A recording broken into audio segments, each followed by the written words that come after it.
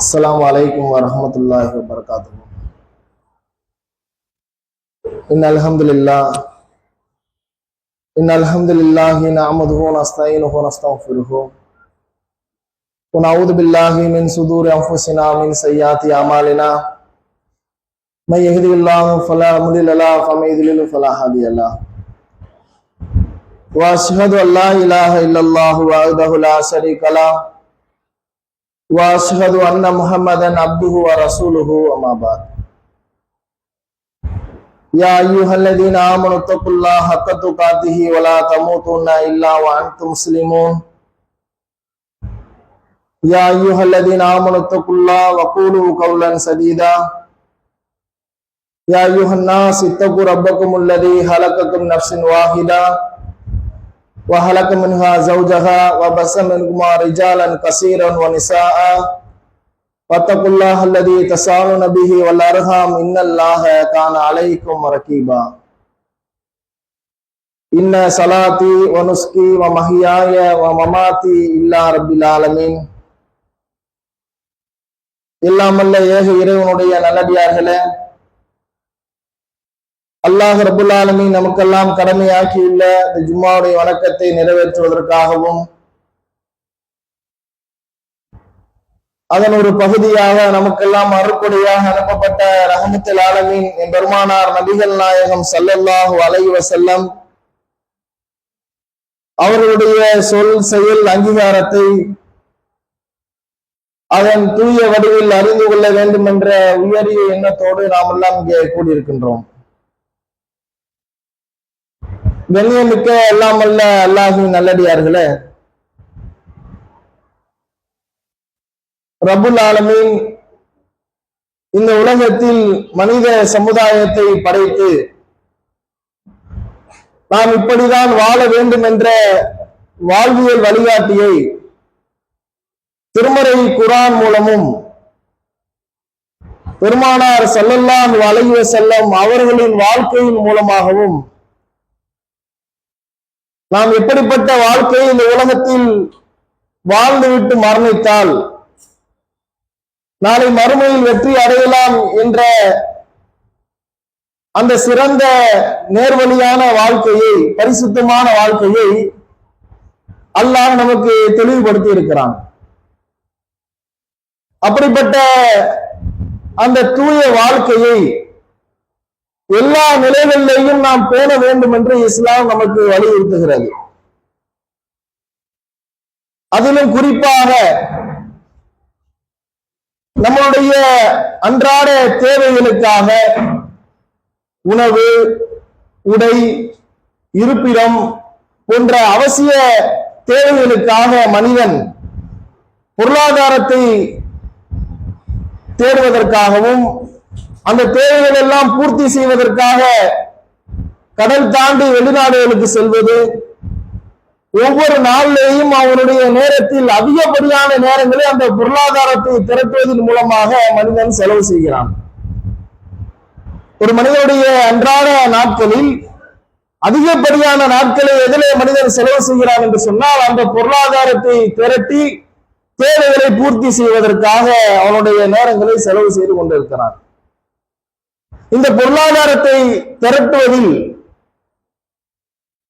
அந்த அத்தியாவசிய தேவையான அந்த தேவைகளுக்காக அவனுடைய பொருளாதாரத்திற்காக மனிதன் ஓடுகிறானே, அப்படி ஓடக்கூடிய மனிதனிடத்தில் மூன்று விதமாக நாம் மனிதர்களை பிரிக்கலாம். அதுல ஒரு சாரார், எனக்கு இந்த உலகத்தில் எந்த பொருளாதாரமே தேவையில்லை, இறைவனுடைய அந்த அருள் மட்டுமே போதும், அனைத்தையும் துறந்து விடுகிறேன், எங்கேயாவது சென்று இறைவனுடைய அருளை நான் தேடிக்கொள்கிறேன் என்று துறவரம் செல்லக்கூடியவர்கள் சிலர். இது ஒரு சாரார். இரண்டாவது சாரார் இருக்கிறார்கள். அவர்கள் எப்படிப்பட்டவர்கள் என்று சொன்னால், பொருளாதாரத்தை மட்டுமே குறிக்கோளாக கொண்டு, பொருளாதாரம் இல்லை என்று சொன்னால் எதுவுமே இல்லை, அதுதான் இந்த உலகத்திலே மிக முக்கியமானது, அது மட்டுமே போதுமானது, அது இருந்தால்தான் எல்லாமே வந்து சேர்ந்து விடும், புகழ் சேர்ந்து விடும், உறவினர்கள் சேர்ந்து விடுவார்கள், மரியாதை சேர்ந்து விடும், இப்படியாக அந்த பொருளாதாரத்தை மட்டுமே மையமாக வைத்து செயல்படக்கூடியவர்கள் சில பேர்.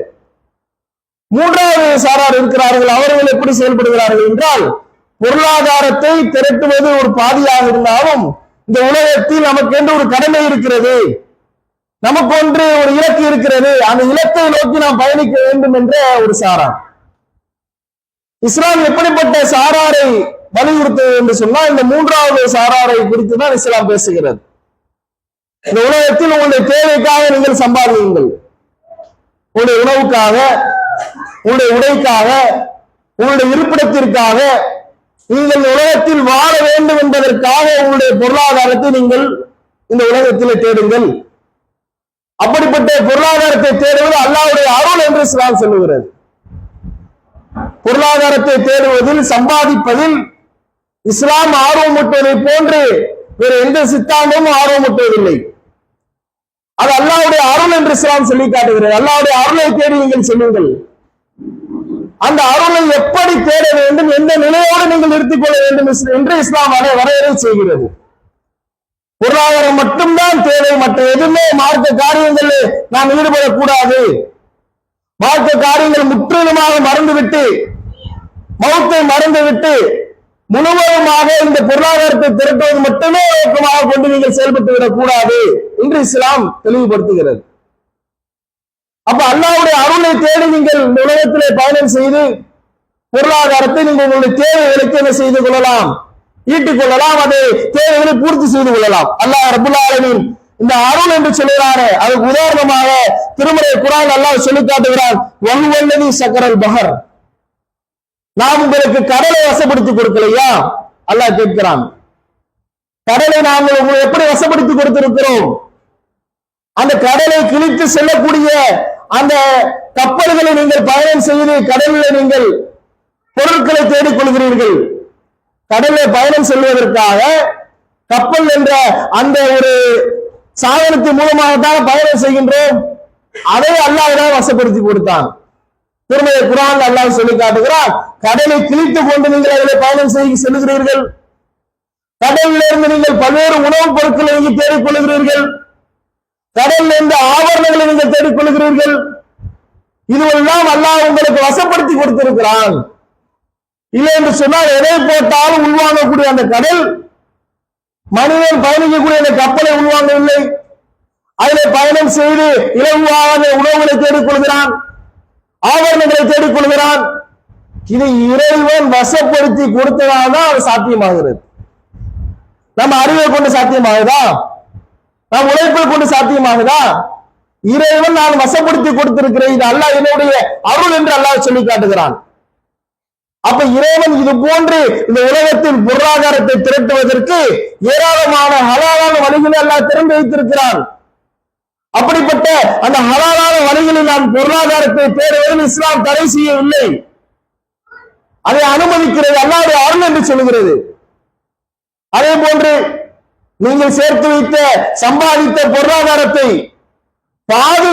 பாதுகாப்பதும் இஸ்லாம் வலியுறுத்துகிறது. எந்த அளவுக்கு என்று சொன்னால், அல்லாஹ்வுடைய தூதர் அவர்கள் சொல்லி காட்டுகிறார்கள், மன் குத்தில துன மாளிகை ஃபஹுவ ஷஹீத், யார் தான் சேர்த்து வைத்த பொருளாதாரத்தை, அந்த சொத்தை பாதுகாத்துக் கொள்வதற்காக அவன் கொலை செய்யப்பட்டு விட்டானோ அவன் ஷஹீத் என்ற அந்தஸ்திலே வந்து விடுகிறான். அல்லாஹ்வுடைய தூதர் அவர்கள் சொல்லி காட்டுகிறார்கள். எந்த அளவுக்கு இஸ்லாம் வலியுறுத்துகிறது? ஷஹீத் என்ற அந்தஸ்து எவ்வளவு உயர்ந்த அந்தஸ்து! அவருக்கு மன்னரை வாழ்க்கை இல்லை, நேரடியாக அவர் ஒரு உயிரினத்திலே அவருடைய உயிர் கொடுக்கப்பட்டு சுவனத்திலே சுற்றி திரியுவார். இப்படியான நிம்மதியான வாழ்க்கையாக வாழக்கூடிய அந்த ஷஹீத் என்ற அந்தஸ்து அல்லாஹ் எதற்காக கொடுக்கிறான்? அல்லாஹ்வுடைய தூதர் சொல்கிறார்கள், அவருடைய சொத்தை பாதுகாத்துக் கொள்வதற்காக அவர் கொல்லப்படுகிறார். அதனால் அவருக்கு ஷஹீத் என்ற அந்தஸ்து அல்லாஹ் கொடுக்கிறான். இதை ஒரு கூடுதலாக விளக்க வேண்டும் என்று சொன்னால், அல்லாஹ்வுடைய தூதரிடத்திலே ஒரு மனிதர் வந்து கேட்கிறார், அல்லாஹ்வுடைய தூதரே, என்னுடைய சொத்தை அபகரித்துக் கொள்வதற்காக, நான் சம்பாதித்த சொத்தை அபகரித்துக் கொள்வதற்காக ஒருவர் இடத்திலே வந்து அதை எடுத்துக் கொள்வதற்காக வருகிறார், இப்போது நான் என்ன செய்வது என்று கேட்கிறார். அல்லாஹ்வுடைய தூதர் அவர்கள் சொல்லுகிறார்கள், நீ விட்டு கொடுத்து விடாது, நீ சம்பாதித்தது கஷ்டப்பட்டு உழைச்சி நீ சம்பாதிச்சிருக்கிற அதை நீ பாதுகாத்துக்கோள், விட்டு கொடுத்து விடாது. ஏன்னா எல்லாரும் சிரமப்பட்டு சம்பாதிக்கிறோம். இலகுவாக யாராலும் காசு பார்க்க முடியுதா? எவ்வளவு உடல் உழைப்பு போட வேண்டி இருக்கிறது, நேரம் செலவு செய்ய வேண்டி இருக்கிறது, எவ்வளவு கஷ்டப்பட்டு அந்த பொருளாதாரத்தை திரட்ட வேண்டி இருக்கிறது. அப்படி திரட்டப்பட்ட பொருளாதாரத்தை இலகுவாக வேற ஒருத்தன் அபகரித்து விட்டு விடலாமா? அதை விட முடியாது. உலகம் அளந்து பார்த்தால் உலக்கை மிஞ்சாது என்று சொல்லுவார்கள். அது போன்று அந்த பொருளாதாரத்தை நான் இலவா விட்டு விட முடியுமா? அல்லாஹ்வுடைய தூதர் சொல்கிறார்கள், நீ விட்டு விடாது, அதை பாதுகாத்துக்கொள். அந்த மனிதர் கேட்கிறார், அல்லாஹ்வுடைய தூதரே, அரைத்தையும் காத்தலவி, அவன் என்னிடம் சண்டையிடுகிறான், சண்டையிட்டு அந்த பொருளாதாரத்தை எடுத்துக் கொள்வதற்காக என்னிடம் மல்லு கட்டுகிறான், நான் என்ன செய்வது? அல்லாஹ்வுடைய தூதர் சொல்கிறார்கள், காத்தில் நீனும் சண்டையிடு. உங்களை சண்டையிட்டு அவன் பொருளாதாரத்தினுடைய சொத்தை அபகரிக்க முற்படுகிறான் என்று சொன்னால் நீனும் அவர்கிட்ட சண்டையிடு. அல்லாஹ்வுடைய தூதரே, நான் சண்டையிட்டு அவனை கொன்று விட்டேன் என்று சொன்னால் அவன் நரகவாதி, நான் கொல்லப்பட்டு விட்டேன் என்று சொன்னால் நீ ஷஹீத் என்று அல்லாஹ்வுடைய தூதர் அவர்கள் சொல்கிறார்கள். நாம் சம்பாதித்த பொருளாதாரத்தை எந்த அளவுக்கு இஸ்லாம் பொருளாதாரத்தை சம்பாதிப்பதற்கு ஆர்வம் ஊட்டுகிறது, நீங்கள் சம்பாதித்த பொருளாதாரத்தை பாதுகாத்துக் கொள்வதற்கு ஆர்வம் ஊட்டுகிறது. அப்படி பாதுகாக்கும் போது நீங்கள் மௌத்தாகிவிட்டீர்கள் என்றால் நீங்கள் ஷஹீத் என்று இஸ்லாம் சொல்கிறது. அப்ப இவ்வளவு ஆர்வம் ஊட்டக்கூடிய இந்த மார்க்கத்தில் எங்கே அல்லாஹ் வரையறை தெளிவுபடுத்துகிறான், எங்கே வரையறை மீறப்படுகிறது? அதிகப்படியான பொருளாதாரத்தை நாம் தேடுவது, விரைவாக நாம் எப்படி லாபம் கொள்வது, சீக்கிரமா எப்படி நாம் பணக்காரன் ஆவது, எப்படியாவது அவரை மாதிரி நான் ஒரு வீட்டை கட்டிடணும், அவெல்லாம் ஒரு வீட்டை கட்டிட்டான், இன்னும் நான் வீடு கட்டாம இருக்கிறேன்னு பல வருஷம் எனக்கு பின்னாடி விளையாடும் போது அவன் வசதியாக ஆகிவிட்டான், என்ன ஆக முடியலையே என்று மற்றவர்களை ஒப்பிட்டு பார்த்து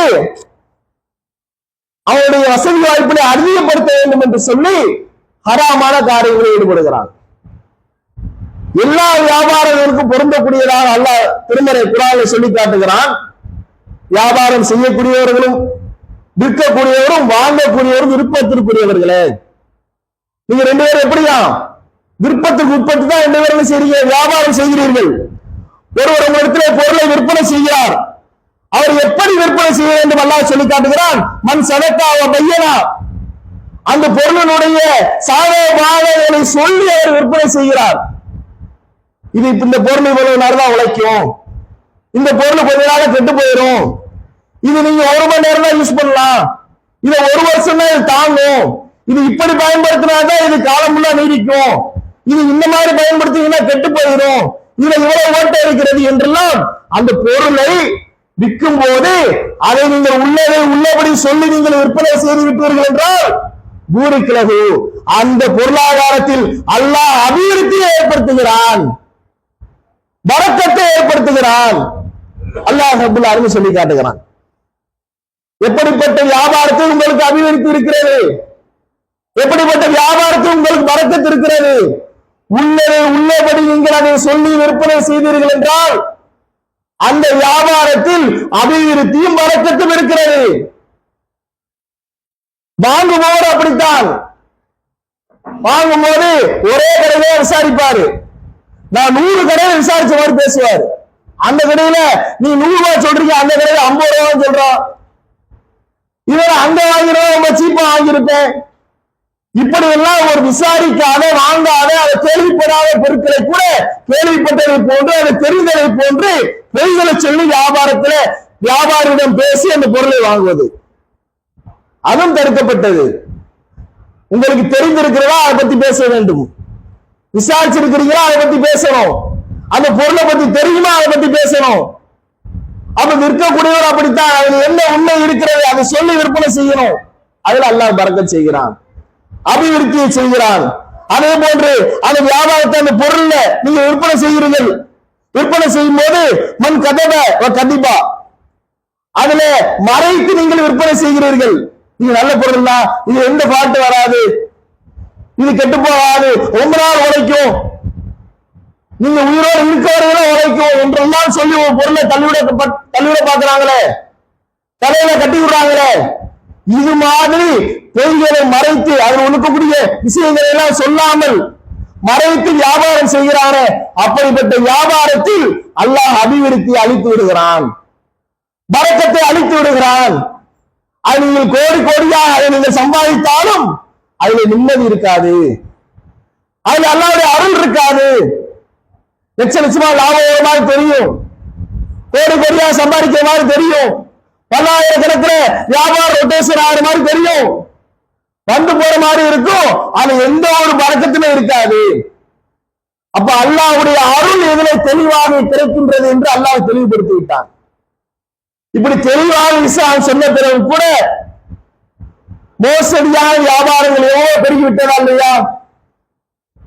பொருளை விற்பதாக இருந்தாலும், இடங்களை விற்பனை செய்வதாக இருந்தாலும், இன்னும் ஏராளமான வியாபாரங்களை வெளிநாட்டுக்கு அனுப்புவதாக இருந்தாலும், இப்படி பல வகை வியாபாரங்கள் எடுத்துக்கொள்ளலாம். விரைவாக எப்படி பணக்காரன் ஆகிறது? 10 லட்சத்தை கொண்டு போய் கொடு, அவர் 2 ஆக்கி 20 லட்சமா தரா அப்படிங்கிறான். எப்படி 2 ஆக்கி 20 லட்சமா தர முடியும்? வாங்கின மாதிரியே ஓடிடுறான். இடையில வாங்கி கொடுத்தாலும் முடிக்கிறான். எனக்கு தெரியல உனக்கு தெரியல எவ்வளவு நபர்கள் இன்றைக்கு மாட்டிக்கொண்டு முடிக்கிறார்களா இல்லையா? என்ன வியாபாரம் நடக்குன்னு தெரியாம ஷேர் மார்க்கெட் கொண்டு போடுறான். என்ன வியாபாரம் நடக்கும் தெரியுதா? நேரடியாக என்ன வியாபாரம் என்று வெளிப்படையாக தெரியவில்லை என்று சொன்னால் அதிலே நாம் முதலீடு செய்யலாமா? அந்த வியாபாரத்தை ஹலாலாக இருக்குமா? அவன் எந்த பிசினஸ் கொண்டா போடுறான் தெரியுமா? சாராய கடையில கொண்டு போடுறான், அந்த வருமானம் ஹலால் ஆகுமா? சீட்டாடுறதுல கொண்டு போடுறான், அந்த வருமானம் ஹலால் ஆகுமா? இப்படியாக இன்றைக்கு நவீனங்கள் வளர்ந்து விட்டதால் மறைமுகமாக ஹராமான காரியங்களில் நாங்க ஷேர் மார்க்கெட்ல போறோம் என்றெல்லாம் சொல்லி ஊர்ல பெரும்பெரும் தலைக்கட்டுல தலையிட்டு அந்த பொருளாதாரங்களை பெரிய பெரிய எப்படி எல்லாம் விளம்பரம் கொண்டு வரான் தெரியுமா? அந்த ஊர் ஆலிம்களில இன்வெஸ்ட் பண்ணி இருக்கிறார்கள், இந்த ஊர் ஆலிம் சாயில இன்வெஸ்ட் பண்ணி இருக்கிறார், அப்ப இமாம் அஜருக்கு இன்வெஸ்ட் பண்ணி விட்டாரா, அப்ப அது வியாபாரம் ஹலால் ஆகிவிடும் என்று அதில் தூக்கி கொண்டு பொருளாதாரத்தை பெறுகிறார்கள்.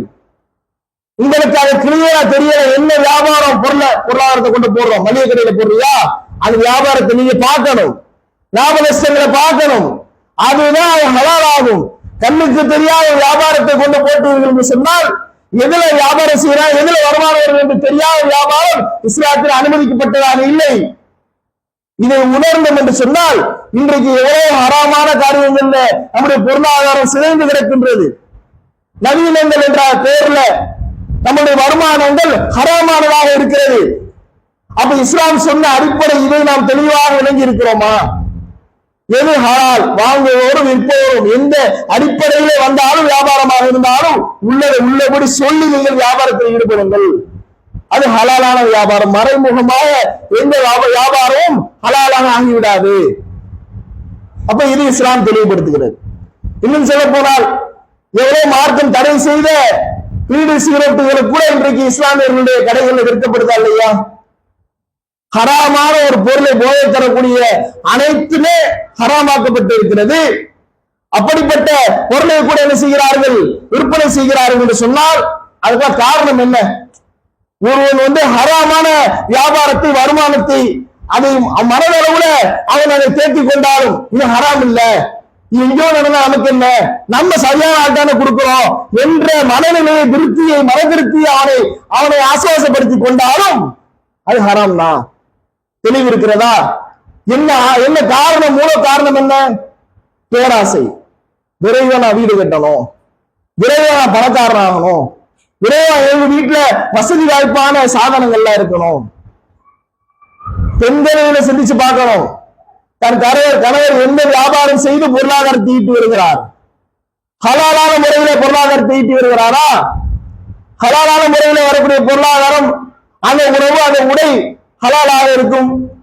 ஹராமான வழியில் ஈட்டி வந்தால் எப்படி அது ஹலாலாக இருக்கும்? அப்ப இதெல்லாம் சிந்தித்து பெண்களும் என்ன செய்யணும், உங்களுடைய வியாபாரம் எப்ப எந்த வகையில இருக்கிறது? இந்த காசு திடீர்னு 5 லட்சம் ரூபாய் கொண்டு வரீங்களே, இது எப்படி கொண்டு வந்து எந்த வகையில வந்தது என்றெல்லாம் அதை சிந்தித்து அவர்களை நல்வழிப்படுத்தக்கூடிய இடத்திலும் இருக்கிறார்கள். இன்னும் சொல்ல போனால் இந்த அதிகப்படியான வருமானத்தை ஏற்படுத்திக் கொள்ள வேண்டும் என்பதற்காக மட்டும்தானே மனிதன் ஹராமான காரியங்களை செல்கிறான். அதற்கு ஒரு முற்றுப்புள்ளியாக அல்லாஹ்வுடைய தூதர் அவர்கள் சொல்லுகிறார்கள், பசி உள்ள 2 ஓநாய். இந்த பசி உள்ள 2 ஓநாய் என்ன செய்கிறது என்று சொன்னால், ஒரு ஆட்டு மந்தைக்குள் செல்கிறது. அந்த ஆட்டு மந்தையுடைய நிலை எப்படி இருக்கும்? ஓநாய்க்கும் ஆடுக்கும் ஆகாது. சாதாரண நிலையில இருந்தாலே அந்த ஓனாய் ஆட்டை அடிச்சு சாப்பிட்டுரும். பசி உள்ள ஓனாய் ஒரு ஆட்டு மந்தைக்குள்ள போகுதுன்னா அந்த நிலைமை எப்படி இருக்கும்?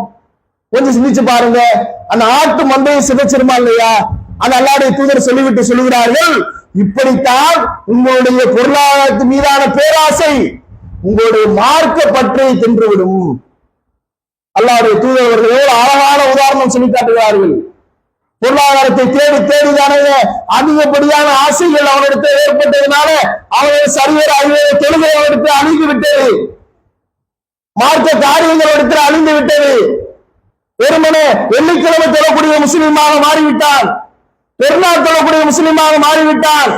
மற்ற நேரங்களில் மார்க்க காரியத்திற்கும் அவருக்கு வெகு தூரமாக ஆகிவிட்டது. காரணம் என்ன? பொருளாதாரத்தை அதிகப்படியாக நான் தேடணும் என்ற ஒரே நோக்கம்தான், அந்த பேராசை தான். அல்லாஹ்வுடைய தூதர் சொன்னார்கள், மார்க்கப்பற்றை தின்றுவிடும், உங்களிடத்தில் இந்த ஈமானை அதை அழித்துவிடும். அதனால் தேவைக்கு ஏற்ப அந்த பொருளாதாரங்களை மட்டுமே நீங்கள் திரட்டிக் கொள்ளுங்கள். அதிகப்படியான ஆசையாக பேராசையாக நீங்கள் சென்று விடாதீர்கள். ஏன் ஆசைப்படக்கூடாதா? வீடு கட்டணும்னு ஆசைப்படக்கூடாதா? நான் வாங்கி போடணும்னு ஆசைப்படக்கூடாதா? வசதி வாய்ப்புகளை ஏற்படுத்திக் கொள்ள ஆசைப்படக்கூடாதா? ஆசைப்படலாம், பேராசையாக மாறிவிடக் கூடாது. உங்களிடத்துல ஹலாலான வருமானம் இருக்கிறதா? தெளிவாக ஹலால் என்று உங்களால் சொல்ல முடியுமா? அப்படிப்பட்ட வருமானத்தை நீங்கள் ஈட்டிக் கொண்டிருக்கிறீர்களா? அப்படிப்பட்ட வருமானத்தில் நீங்கள் அல்லாஹ்வுடைய பாதையிலே ஜக்காத் கொடுக்கிறீர்களா? சதக்கா செய்கிறீர்களா? அந்த பொருளாதாரத்தை நீங்கள் தூய்மைப்படுத்தி விட்டீர்களா? நிச்சயமாக உங்களுடைய தேவைகளை நீங்கள் நிச்சயமாக நிறைவேற்றிக் கொள்ளலாம். அதில் மார்க்கம் தடை இல்லை. கடன் வாங்கி அந்த பொருளை நீங்க வாங்கணுமா? வட்டிக்கு வாங்கி நீங்க அந்த பொருளை வாங்கணுமா? லோனு போட்டு தான் நீங்க வீடை கட்டி குடியேறணுமா? இஎம்ஐல தான் நீங்க அந்த வசதி வாய்ப்பான சாதனங்களை வாங்கி பயன்படுத்தணுமா? இது இஸ்லாம் சொல்லல. பேராசையாக நீங்கள் என்ன செய்யாதீர்கள், அதில் அழிந்து விடாதீர்கள். அது உங்களுடைய மார்க்கப்பற்று ஈமானை தின்றுவிடும் என்று அல்லாஹ்வுடைய தூதர் அவர்கள் சொல்கிறார்கள். அது மட்டுமா? அல்லாஹ்வுடைய தூதருடைய மற்ற இடத்திலே சொல்லி காட்டுகிறார்கள், இந்த பேராசை என்பது அந்த மனிதனுக்கு 2 தங்க ஓடைகள் அவனுக்கு கொடுக்கப்படுகிறது. 2 தங்க ஓடை, 6 மாடி ஓடக்கூடிய 2 ஓடைகளுங்க, தங்கம் நிறைந்த ஓடைகள் கொடுக்கப்பட்டாலும் அந்த மனிதர் சொல்லுவானால், 3ஆவதா எனக்கு உண்மை கிடைக்காதா? மனிதனுடைய நிலை எப்படி இருக்கும் பாருங்க. 2 தங்க ஓடையும் அவனுக்கு கொடுக்கப்பட்டாலும் கூட 3ஆவது அவன் இல்லையே என்றுதான் அவனுடைய மனம் இயங்கிக் கொண்டு இருக்கும் ஒழிய மண்ணை தவிர அவனுடைய வாயை எதுவும் நிரப்பாது என்று அல்லாஹ்வுடைய தூதர் அவர்கள் சொல்கிறார்கள். எவ்வளவு நிலை மோசமான நிலையிலே மனிதனுடைய அந்த நிலையை பற்றி அல்லாஹ்வுடைய தூதர் அவர்கள் சொல்கிறார்கள் பாருங்க. கபூர்ல கொண்டு அடக்கம் செஞ்சாதான் அவனுடைய ஆசை அடங்குற ஒழிய அது ஹயாத்தாக இருக்கும் போது என்ன பொருளாதார வசதியை அடைந்தாலும் இன்னும் வேணும், இன்னும் வேணும், இன்னும் வசதியாக இருக்கணும் என்று அதைதான் தேடிக்கொண்டு இருப்பானே ஒழிய அவன் வாய் மண்ணை தவும் வரை அவனுடைய ஆசை அடங்காது என்று அல்லாஹ்வுடைய தூதர் அவர்கள் தெளிவுபடுத்துகிறார்கள். அன்பிற்குரியவர்களே, நம்மளுடைய இந்த பொருளாதாரத்தை மட்டுமே தேவையாக கொண்டு, நோக்கமாக கொண்டு, அதை மட்டுமே இலக்காக கொண்டு நாம் செயல்பட்டுக் கொண்டு இருந்தோம் என்று சொன்னால் மார்க்க பற்று இல்லாதவர்களாக, ஈமான் இல்லாதவர்களாக அந்த நிலையிலே நாம் மரணிக்கக்கூடியவர்களாக ஆகிவிடும். அது நம்முடைய எந்த நிலையிலே நாளை மறுமையிலே ஆளாக்கிவிடும்? சுவனம் செல்லாதவர்களாக, ஒரு துர்பாக்கியசாலியாக, நரகத்திலே விடக்கூடியவர்களாக நம்ம அந்த பொருளாதாரத்தை அதிகப்படியான தேடல்களை இபாதத்தை விட்டு நாம் அதை தேடிக்கொண்டு இருக்கிறோமே, அது நாம் நாளை மறுமையிலே நரகத்திலே கொண்டு சேர்த்து விடும். அல்லாஹ் ரப்பல் ஆலமீன் சொல்லி காட்டுகிறார், ஈமான் கொண்டவர்களுடைய வியாபாரம் எப்படிப்பட்ட வியாபாரமாக இருக்கும் என்று சொன்னால், இகாமி ஸலா வ இகாஇ ஸகாத், அவர்கள் ஜக்காத் கொடுப்பார்கள். தொழுகை விட்டு அதை தடுக்காது, தொழுகையிலே அவர்கள் பேணுவார்கள். சலாத்தை விட்டு தடுக்காது. அல்லாஹ்வை தொழுகை பள்ளிவாசலுக்கு வருவதற்காக அந்த வியாபாரம் அதை தடுக்காது.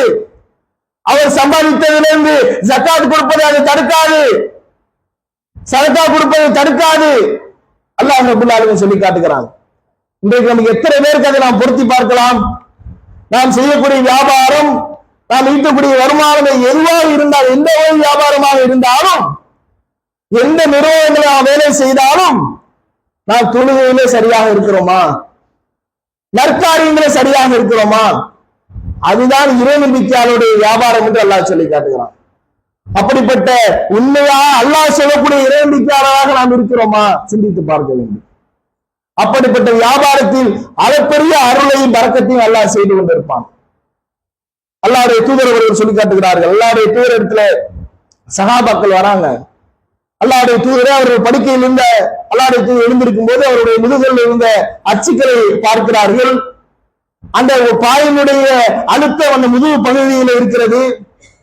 இன்றைய காலமெல்லாம் உறங்கக்கூடிய அந்த விரிப்போடைய மெத்தையுடைய குவாலிட்டி, அதோடைய ரேட் எல்லாம் பாத்தீங்கன்னா தடப்படலா இருக்கும்.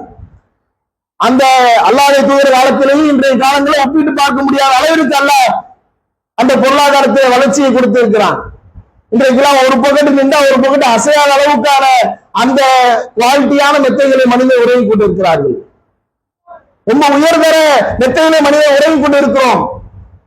அதே உறக்கத்தினாலே மனிதன் நாம் சொர்க்கத்திலே அடைய வேண்டும் என்று சொன்னால் நம்மளுடைய இபாதத்துகள் எப்படி இருக்கிறது? நம்மளுடைய நற்காரியங்கள் எப்படி இருக்கிறது?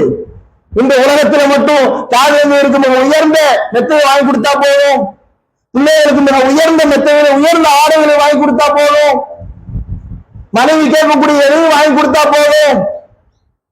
அது வந்து ஒரு இறை நம்பிக்கையாளருடைய செயல்பாடு, ஒரு குடும்ப தலைவருடைய பொறுப்பு. அது மட்டுமல்ல, அல்லாஹ் சொல்லி காட்டுகிறார், நாளை நரக நெருப்பில் மூட்டப்படக்கூடிய அந்த நரக நெருப்பிலிருந்து உங்க குடும்பத்தார்களை நீங்கள் பாதுகாத்துக் கொள்ளுங்கள். இந்த உலகத்தில் உள்ள எல்லா சிரமங்களையும் பாதுகாத்துக் கொள்ளலாம். கடுமையான வெயிலா, ஏசி எத்தனை தண்டையா வச்சு தரேன், குழுகுலு வீட்டுல ஏசி வைக்க முடியும். அங்கே கபூர்ல படக்கூடிய வேதனையை நாம் சென்று பார்த்து அவருக்கு உதவி செய்ய முடியுமா? மனைவிக்கு உதவி செய்ய முடியுமா? தாய் தந்தையருக்கு உதவி செய்ய முடியுமா? பிள்ளைகளுக்கு உதவி செய்ய முடியுமா? சிறந்த ஆடைகளை வாங்கி கொடுத்து விடுகிறோம். அங்கே நரகிலே நெருப்பு கடுமையாக சூழும் பொழுது அங்கே நம்மளா காப்பாற்ற முடியுமா? அங்கே ஏசி அமைத்து கொடுக்க முடியுமா? அங்கே நல்ல படிக்கக்கூடிய விரிப்புகளை, உயர்ந்த விரிப்புகளை வாங்கி கொடுக்க முடியுமா? தார ஆடைகளை அல்லாஹ் அந்த மனிதனுக்கு போர்த்து விடுவான். அல்லாஹ்வுடைய தூதர் சொல்லுகிறார்கள், நரகத்திலே கொடுக்கப்படுகின்ற ஆடை எப்படிப்பட்ட ஆடையா? தாரால் செய்யப்பட்ட ஆடை. எப்படி ரோட்ல தார்ல இருந்தால நடந்து பாருங்க, ரோடு போடுறாங்கல்ல, நடக்க முடியுமா? பக்கத்துல போனாலே அனல் அடிக்குதா இல்லையா? அப்ப நம்மளால வெறுந்தால அந்த தார்ல நடந்து போக முடியாது, பக்கத்துல செல்ல முடியாது. கொழுந்து விட்டு எறியக்கூடிய அந்த நரக நெருப்புல தாரால் செய்யப்பட்ட ஆடைகளுடைய பிள்ளைகள் அணிதான் நல்லா தாங்கிக் கொள்ள முடியுமா? என் மனைவி அணிதான் தாங்கிக் கொள்ள முடியுமா? என் கணவன் அணிந்தான் தாங்கிக் கொள்ள முடியுமா? அந்த நிலைகளில் இருந்து அல்லாஹ் நம்மளை பாதுகாக்க வேண்டும் என்றால், இந்த உலகத்தில் ஹயாத்தாக நாம் வாழும் போது மார்க்க காரியங்களுக்காக முழுமையாக நேரங்களை நாம் செலவிட வேண்டும். மார்க்க காரியங்களுக்காகவும் நான் ஒவ்வொரு நாளும் செலவிடுவேன். என்னுடைய ஐவர தொழுகை நான் சரியாக இருப்பேன். என்னுடைய வியாபாரத்தில் ஹலாலாக அமைத்துக் கொள்வேன். பேராசையாக என்னுடைய எந்த நிலையிலும் அமைத்துக் கொள்ள மாட்டேன். தேவைக்கேற்ப என்னுடைய செலவுகளை நான் அமைத்துக் கொள்வேன்.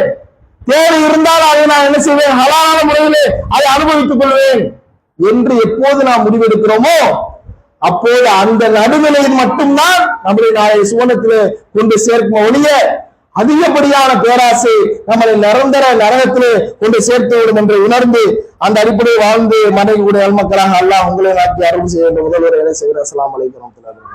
அல்லாஹ்வுடைய தூதர் அவர்களிடத்திலே சஹாபாக்கள் வந்து கேட்கிறாங்க, அல்லாஹ்வுடைய தூதரை, நாங்கள் உங்களுக்கு மிக உயர்ந்த ஒரு விரிப்பை செய்து தரட்டுமா? அப்ப உதாரணம் சொல்றாங்க, அருகில் இருக்கக்கூடிய குறுநில மன்னர்கள் கூட, சிறிய சிறிய மன்னர்கள் கூட உயர்ந்த விரிப்புகளை உறங்குகிறார்கள், சிம்மாசனத்தில் உறங்குகிறார்கள். நீங்க இப்படி ஒரு பாயில நீங்கள் உறங்கக்கூடியது எங்களுக்கு கவலை அளிக்கிறது, நாங்க உங்களுக்கு விரிப்பை செய்து தரட்டுமா, அனுமதித்தாங்கன்னு சொல்லி அல்லாஹ்வுடைய தூதர்கிட்ட கேட்கிறாங்க. அப்ப அல்லாஹ்வுடைய தூதர் அவர்கள் சொல்லுகிறார்கள், அழகான உதாரணத்தை சொல்லுகிறார்கள், இந்த உலக வாழ்க்கை எவ்வளவு சுருக்கமானது என்பதை நாம் அறிந்து கொள்ளலாம். ஏன்னா இன்றைய காலகட்டங்களில் நாம் நீண்ட காலமாக வாழ்வது போன்று நமக்கு தெரிந்தாலும் இதையெல்லாம் தாண்டி நாளை மறுமையில இருக்கக்கூடிய நாட்களுடைய காலங்கள், இந்த உலகம் நாளை மறுமையோடு ஒப்பிட்டு பார்க்கும்போது எவ்வளவு அற்பமானது என்று அல்லாஹ்வுடைய தூதர் அழகாக சொல்லி காட்டுகிறார்கள். ஒரு பயணம் செய்யக்கூடிய பயணி இடையில இளைப்பாறுவதற்காக, ரெஸ்ட் எடுப்பதற்காக ஒரு மரத்து நிழல்ல உறங்கிக் கொண்டிருக்கிறார். மீண்டும் பயணத்தை துவங்குகிறார். அந்த பயணத்தில் இடைப்பட்ட அந்த நேரம், சிறிய நேரம் எப்படி அந்த மரத்து நிழலில் அவர் இளைப்பாறினாரோ அந்த அவகாசம் தான் இந்த உலக வாழ்க்கை. அவ்வளவு சுருக்கமான வாழ்க்கையாக இருக்கிறது. இந்த வாழ்க்கைக்காக நான் எந்த வசதியும் தேடிக்கொள்ளவில்லை என்று அல்லாஹ்வுடைய தூதர் என்ன செய்கிறார்கள், அதை உதாரணமாக சொல்லி காட்டுகிறார்கள். அல்லாஹ்வுடைய தூதர் அவர்கள் ஆரம்ப நிலையில் வசதியாக வாழ்ந்த போதும் அல்லாஹ்வுக்கு நன்றி செலுத்தக்கூடியவராக இருந்தார்கள். அவர்கள் ஆரம்ப நிலையிலே எவ்வளவு வசதி வாய்ப்பாக இருந்தார்களோ, இந்த மார்க்கத்தை ஏற்று மக்கள் மத்தியிலே பிரச்சாரம் செய்யும் அறிந்த மதீனாவுக்கு வந்த பிறகெல்லாம் மிகுந்த ஏழையான நிலையிலே 3 நாட்கள் தொடர்ச்சியாக கூட ஒரு கோதுமை ரொட்டியை கூட அல்லாஹ்வுடைய தூதரால் உட்கொள்ள முடியவில்லை. அவ்வளவு ஏழ்மையாக இருந்தார்கள். கடந்த ரமலானிலே பார்த்தோம் என்று சொன்னால் சகோதர உணவுகள் எவ்வளவு விதவிதமான உணவுகளை நாமெல்லாம் உட்கொண்டு இருப்போம். இஃப்தார்ல பாத்தீங்கன்னா கருத்த அளவுக்கு நம்ம எல்லாம் உணவுகளை உட்கொண்டு விட்டு அந்த உடனடியாக மகரிப் தொழுகையில கூட கலந்து கொள்ள முடியாத அளவுக்கெல்லாம் அந்த உணவுகளுடைய அதிகப்படியான உணவுகளை தேடி நம்ம என்ன செய்கிறோம், உட்கொண்டு கொண்டிருக்கிறோம் அல்லாஹ்வுடைய அருளால். ஆனா அவர்கள் வசதியான நிலையிலும் அல்லாஹ்வுக்கு நன்றி செலுத்தினார்கள், வசதி இல்லாத நிலையிலும் அல்லாஹ்வுக்கு நன்றி செலுத்தினார்கள். அவன் நாம் என்ன செய்ய மாட்டோம், நம்ம அல்லாஹ் இந்த நிலையில வைத்திருக்கிறான் என்று உணர்ந்து நாம் அல்லாஹ்வுக்கு நன்றி செலுத்தாதவர்களாக இருக்கிறோம். அல்லாஹ்வுடைய தூதருடைய காலத்தில் இருந்த வசதி வாய்ப்புகளை என்று ஒப்பிட்டு பார்க்கும்போது எவ்வளவு பேராசையாக மனிதன் வாழ்ந்து கொண்டிருக்கிறான். அல்லாஹ்வுடைய தூதருடைய வீடுகளில் பகல்ல விரிப்பாக எதை வைத்துக் கொண்டிருந்தார்களோ அதைத்தான், பகல்ல எதை கதவாக வைத்துக் கொண்டிருந்தார்களோ அதைத்தான் இரவுல விரிப்பாக வைத்துக் கொண்டிருந்தார்கள். இரவுல விரிப்பாக உறங்கி கொண்டிருப்பார்கள். பகல் நேரம் வந்து விட்டது என்று சொன்னால் அதை கதவாக ஆக்கிக் கொள்வார்கள். இன்றைய காலங்கள் எல்லாம் கதவுக்கே பல லட்சம் ரூபாய் செலவு செய்யறான். கதவுல பிங்கர் பிரிண்ட் வைக்கிறான், கதவுல ஃபேஸ் லாக் வைக்கிறான், கதவு சென்சார் இருக்கு, வெளிநாட்டுல இருந்து கதவை திறக்க முடியுங்கிறான். லட்ச லட்சமாக செலவு செய்த ஒரு கதவுக்காக மனிதன் செலவு செய்கிறான். எவ்வளவு உச்சத்துல மனிதன் சென்று கொண்டிருக்கிறான். இதெல்லாம் எதற்கு உதாரணமாக அமைகிற அல்லாஹ்வுடைய தூதர் சொல்கிறார்கள், அந்த பேராசை உங்கள் மார்க்க பற்றை முழுவதுமாக அழித்துவிடும். அதுல நாம் உறுதியாக இருக்க வேண்டும். உங்களுடைய தேவைகளை அளவுக்கு அதிகமாக நாம் கடுமையாக வீணான செலவு, ஹராமான வழியிலே பொருளாதாரத்தை ஈட்டி நாம் ஒரு வசதி வாய்ப்புகளை உருவாக்க வேண்டிக் கொள்ள வேண்டும், விரைவாக பணக்காரன் ஆகிக் கொள்ள வேண்டும் என்ற நிலையிலே நாம் என்ன செய்துவிடக்கூடாது, ஹராமான காரியங்களில் ஈடுபட்டு விடக் கூடாது. நம்முடைய வருமானங்கள் தேவைகளுக்கு ஏற்ப நம்ம என்ன செய்ய வேண்டும், ஹலாலான முறைகளில் அமைத்துக் கொள்ள வேண்டும். நல்ல முறையிலே நாம் வருமானத்தை ஈட்டுக் கொள்கிறோம், நம்முடைய வருமானத்தை தூய்மை செய்துவிட்டு என்ற நிலைகளில் நமக்கு என்ன செய்யலாம், நம்முடைய தேவைகளை நாம் பூர்த்தி செய்து கொள்ளலாம். அதுல இஸ்லாத்தில் எந்த ஒரு தடையும் கிடையாது. அது அல்லாஹ்வுடைய அருள், முழுமையான அருள் என்று அல்லாஹ் சொல்கிறான். அப்படிப்பட்ட அருளை நீங்கள் அல்லாஹ்விடத்தில் செய்யுங்கள், இந்த உலகத்தில் நீங்கள் தேடி பிரியுங்கள், அந்த இடத்துல நீங்கள் பெற்றுக்கொள்ளுங்கள் என்று அல்லாஹ் கடல் வளங்களை பற்றியும் சொல்கிறான். இந்த உலகத்திலே தரையில கிடைக்கக்கூடிய எண்ணற்ற பொருளாதாரங்களை பற்றி, வசதி வாய்ப்புகளை பற்றியும் அல்லாஹ் ரப்பல் ஆலமீன் அதை அல்லாஹ்வுடைய அருள் என்று சொல்கிறான். அதை தேடி செல்லுங்கள் என்று அல்லாஹ் அனுமதிக்கிறான். அதை தேடி பாதுகாத்த பொருளாதாரத்தை, சேர்த்த பொருளாதாரத்தை பாதுகாத்தும் கொள்ளுங்கள் என்று அல்லாஹ் என்ன செய்கிறான், வலியுறுத்துகிறான். ஹராம் ஹலால் அதை தெளிவுபடுத்தி நீங்கள் பொருளாதாரத்தை சம்பாதியுங்கள். அதுலதான் அல்லாஹ்வுடைய அருளும் அல்லாஹ்வுடைய பரக்கத்தும் அதிகமாக இருக்கு என்று உணர்ந்து செயல்பட வேண்டும் என்று துஆ செய்வதாக உரை நிறைவு செய்கிறேன். அல்ஹம்துலில்லாஹி ரப்பில் ஆலமீன். அஸ்ஸலாமு அலைக்கும் வரஹ்மத்துல்லாஹி வபரகாத்துஹு.